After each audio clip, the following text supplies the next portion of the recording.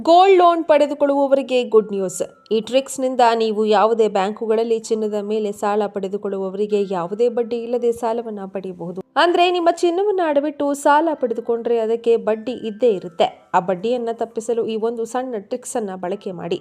ಹೌದು, ಚಿನ್ನ ಅಡವಿಟ್ಟು ಸಾಲ ಪಡೆಯುವಂತಹ ಸಂಖ್ಯೆ ಇತ್ತೀಚೆಗೆ ದೇಶದಲ್ಲಿ ಹೆಚ್ಚುತ್ತಾ ಇದೆ.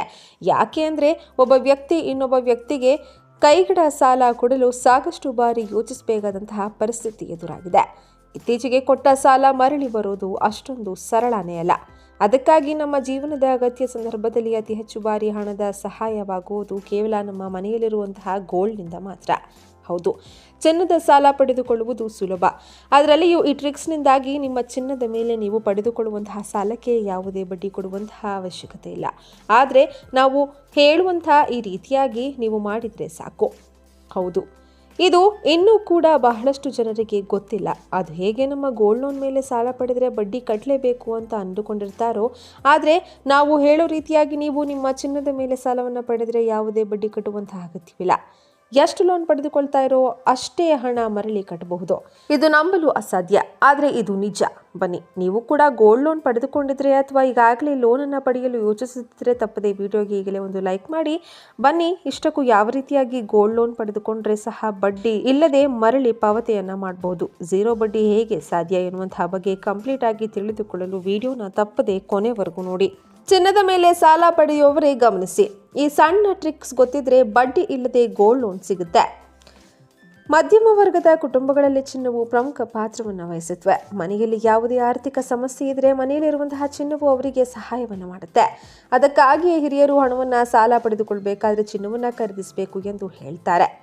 ಚಿನ್ನವು ಭಾರತೀಯ ಸಾಂಪ್ರದಾಯಿಕ ಸಂಕೇತ ಮಾತ್ರವಲ್ಲ, ಉತ್ತಮ ಹೂಡಿಕೆಯೂ ಆಗಿದೆ. ನಮ್ಮ ದೇಶದಲ್ಲಿ ಅನೇಕ ಜನರು ಭವಿಷ್ಯದಲ್ಲಿ ಆರ್ಥಿಕ ತೊಂದರೆಗಳಿಂದ ತಮ್ಮನ್ನು ರಕ್ಷಿಸುತ್ತೆ ಎಂದು ಭಾವಿಸಿ ಚಿನ್ನವನ್ನು ಧರಿಸುವಂತಹ ಬದಲು ಅದರಲ್ಲಿ ಹೂಡಿಕೆ ಮಾಡ್ತಾರೆ. ಆದ್ರಿಂದ ಭವಿಷ್ಯದಲ್ಲಿ ಯಾವುದೇ ಅಗತ್ಯಗಳು ಎದುರಾದರೆ ಅವರು ಅದನ್ನ ಒತ್ತೆಯಾಗಿಟ್ಕೊಂಡು ಸಾಲವನ್ನು ತೆಗೆದುಕೊಳ್ತಾರೆ.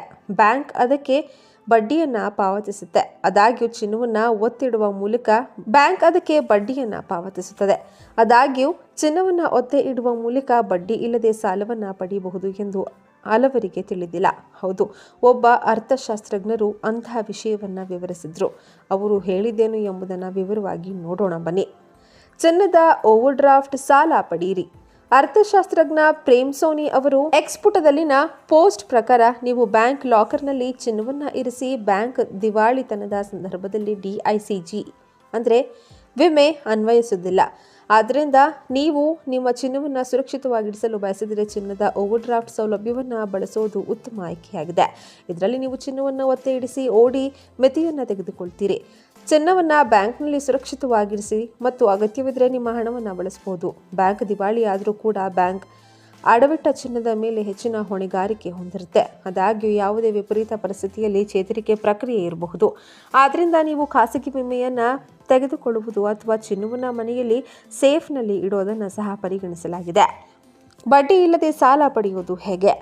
ಬ್ಯಾಂಕುಗಳು ಸಾಮಾನ್ಯವಾಗಿ ನಿಮ್ಮ ಚಿನ್ನದ ಆಭರಣಗಳ ಮಾರುಕಟ್ಟೆ ಮೌಲ್ಯದ 70ರಿಂದ 75% ಓವರ್ ಡ್ರಾಫ್ಟ್ ಮಿತಿಯನ್ನು ನೀಡುತ್ತೆ.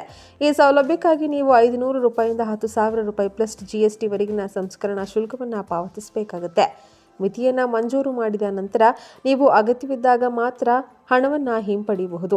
ನೀವು ಹಿಂಪಡೆಯಲಾದ ಮೊತ್ತಕ್ಕೆ ಮಾತ್ರ ಬಡ್ಡಿಯನ್ನು ಪಾವತಿಸ್ತೀರಾ. ಯಾವುದೇ ಮೊತ್ತವನ್ನು ಹಿಂಪಡೆಯದಿದ್ದರೆ ಯಾವುದೇ ಬಡ್ಡಿ ಇರೋದಿಲ್ಲ. ಇದು ತುಂಬ ನಿಖರವಾಗಿದೆ. ನೀವು ಸಾಲ ತೆಗೆದುಕೊಳ್ಳುವ ಮೊದಲು ಹತ್ತಿರದ ಬ್ಯಾಂಕ್ಗೆ ಭೇಟಿ ನೀಡಿ ಮತ್ತು ಇತ್ತೀಚಿನ ದರಗಳು ಮತ್ತು ಶುಲ್ಕಗಳನ್ನು ಪರಿಶೀಲಿಸಿ.